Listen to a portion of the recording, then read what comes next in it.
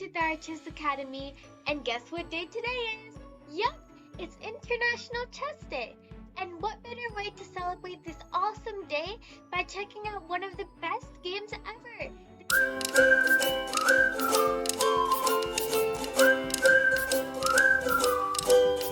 The game of the century.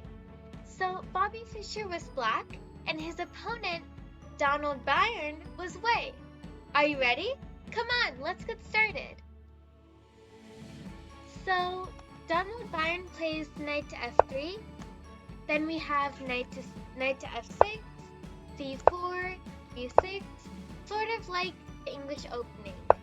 Knight to c3, bishop to g7, e4, taking some pretty good control of the center.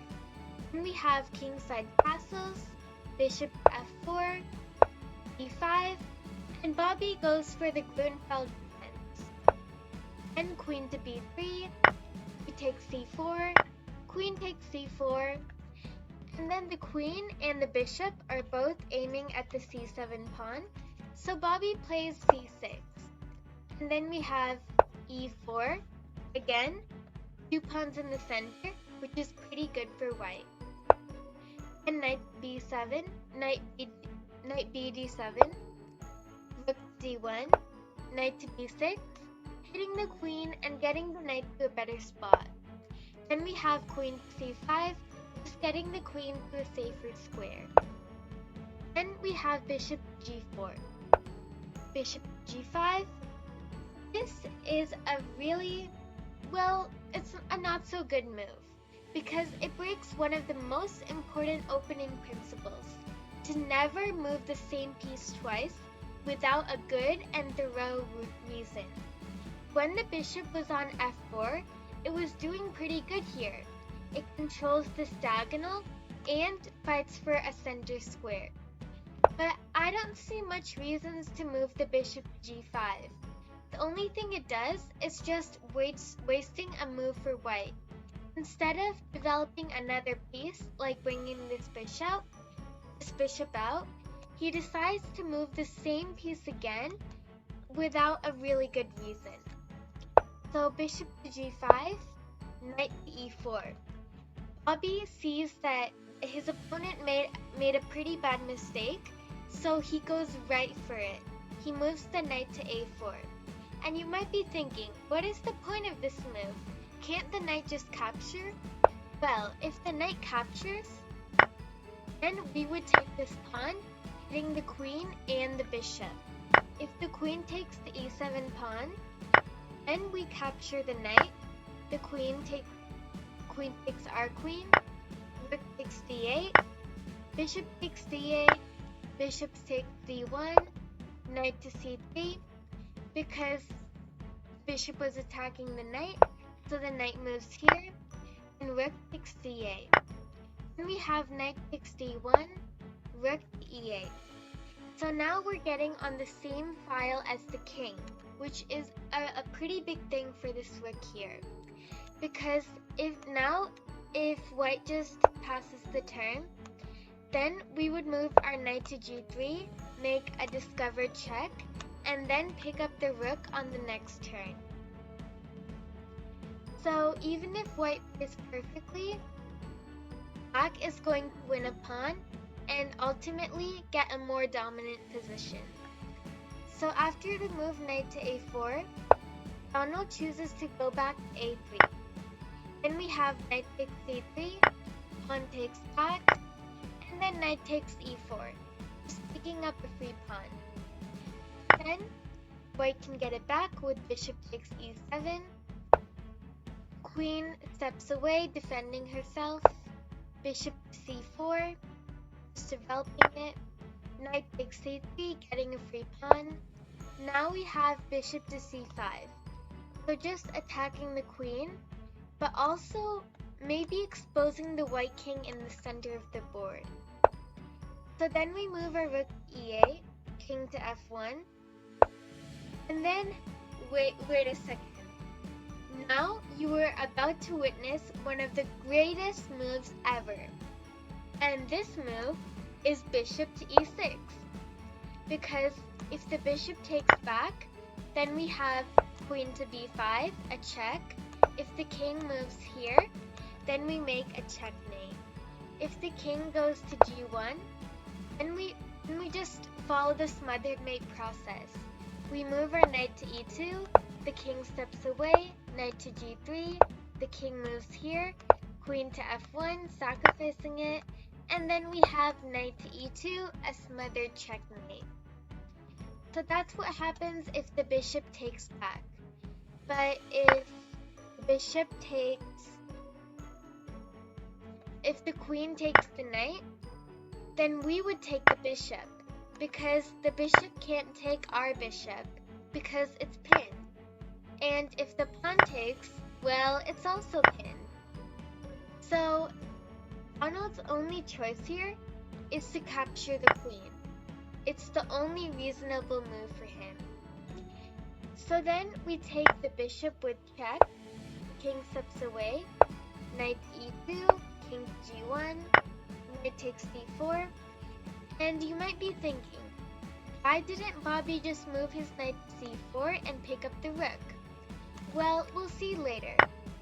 So knight takes c4, king to g1, knight to e2, king to f1, knight to c3, king to g1, and then Bobby takes the bishop.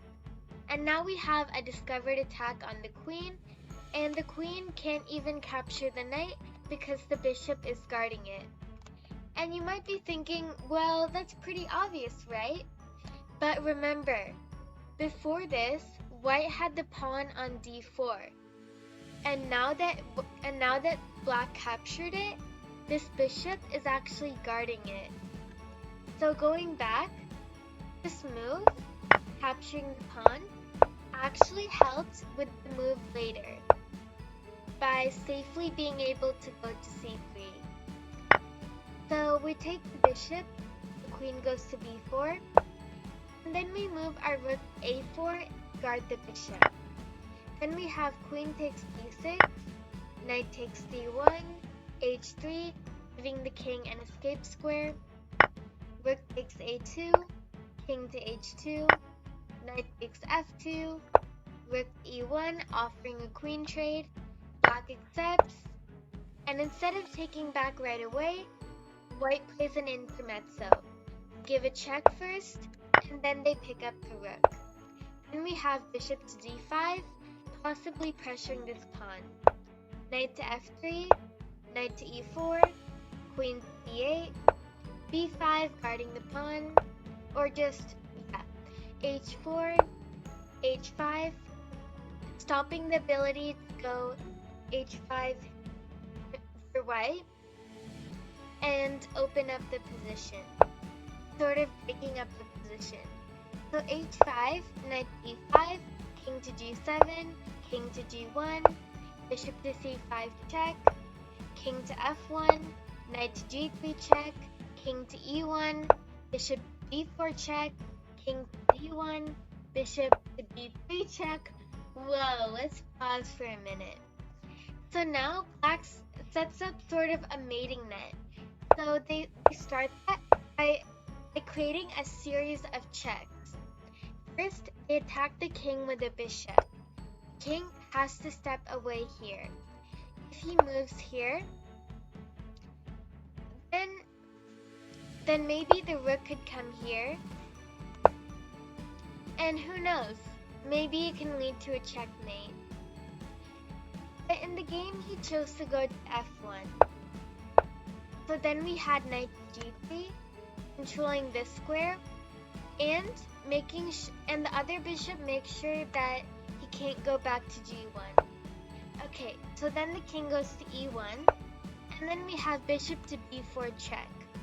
And now he can't go here or anywhere to the second rank because of the rook and a few other pieces.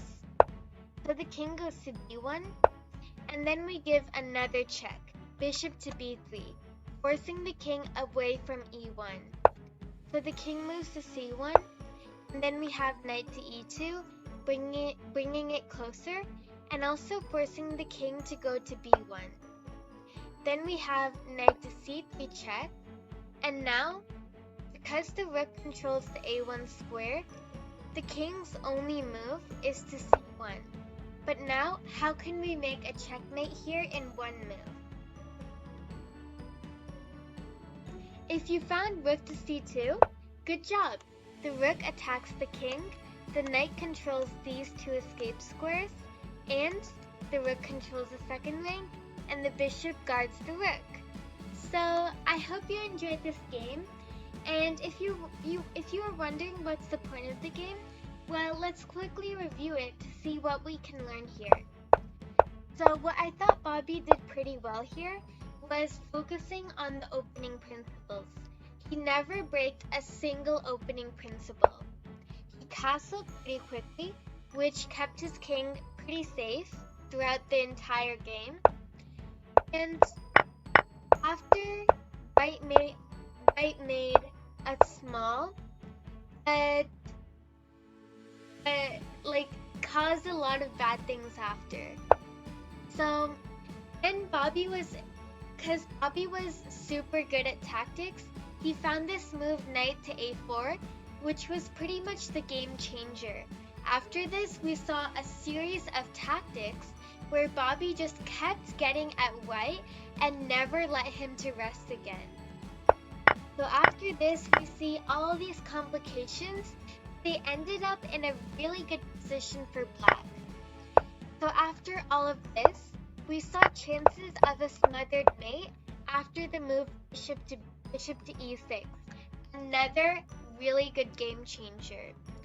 If the bishop takes back, we would see here that black has a forced checkmate. That's how dominating black's position is here. If white makes a single mistake, it will lead to a forcing checkmate. So after bishop to e6, it was pretty much black's game. He had the control of the position. After this, all of the moves were his. White didn't have a single move to improve his position. Because of that mistake he made in the opening, it led to all of this trouble. But because Bobby played a really nice opening, he ended up in a position where he was able to convert his tactics and basically convert it into a pretty nice position. So all of this, he sacrificed his queen. Look at this position. Just look at it. Black has 3 minor pieces, 2 bishops and the knights, and to compensate that, he has 2 rooks. And white only has a queen and a knight. So it could be considered here that black actually has more material. And let's take a look at his pieces. He has a rook controlling the second rank, a knight close to the king, another rook controlling the first rank, a bishop that could possibly attack the king, and another bishop that could possibly take advantage of this open diagonal here. So even though white has a queen, it's pretty much nothing compared to the power of black's pieces. So after this, it was just pretty much black crushing white. He just kept using his pieces. White tried to still hold on, but it couldn't work. It's just nothing. It can't work because black's play here is super strong. So, and then just after a few moves, it landed up into a checkmate.